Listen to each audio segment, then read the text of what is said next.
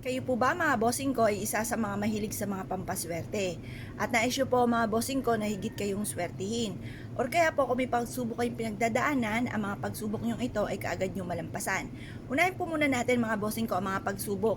Para mawala na yung mga pagsubok na yan, malampasan na po natin yan, mag-goodbye na kayo sa problema, subukan nyo po ito.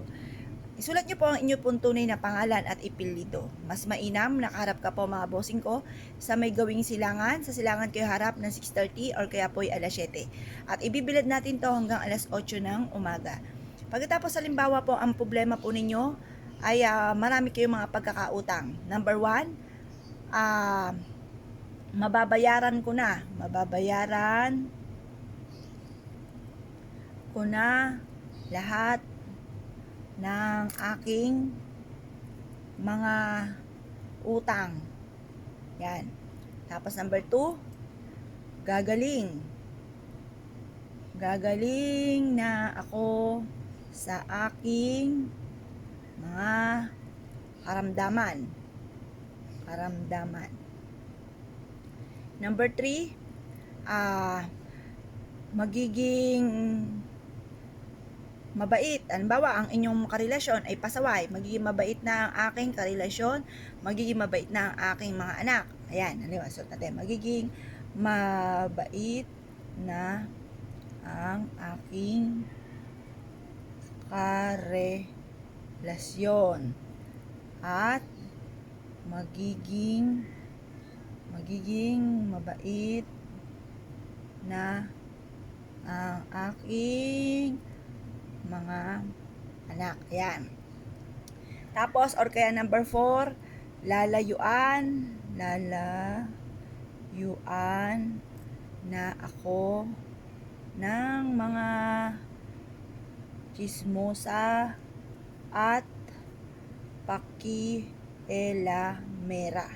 Yan. Pagtapos, isulat nyo pa yung mga pangit na nagaganap po sa inyo.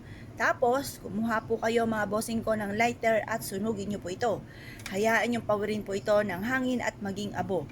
Ibig sabihin po niyan, ito mga pagsubok nyo pong ito ay mawawala na. Magiging abo na po siya. Pagtapos, kumuha po kayo ulit ng panibagong papel. Ngayon, ang isusulat nyo po dito, mga pangarap ninyo. Magkaroon ako ng sariling bahay, magkaroon ako ng sariling sasakyan, magkaroon ako ng negosyo na dito na ako yayaman. Ayan, lahat ng mga gusto po ninyo ay isusulat nyo po dito. Pagkatapos, mga bossing ko, tutupiin nyo po ito at ito po ay isisiksik ninyo sa mataas na lugar na sa gawing silangan. Mas mainam mga bossing ko, painitan nyo muna ito sa sinag po ng araw ng hanggang alas 8 ng umaga. Makalipas alas 8 ng umaga, ilagay nyo na po ito at tupiin sa may mataas na lugar po ninyo mga bossing. Halimbawa, ito, sulat nyo po muli ang inyong tunay na pangalan. Pagtapos, sulat nyo po dito, magkakaroon ako ng sariling malaking bahay. Yan, ganyan. Tapos, number 2, magkakaroon ako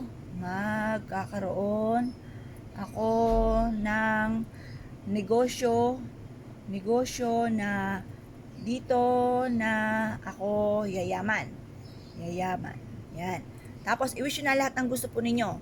Yung isa, yung mga wishes na mga nagaganap sa inyo na pangit, susunugin. Ito naman, tutupiin at isisipit sa mataas na lugar mga bossing.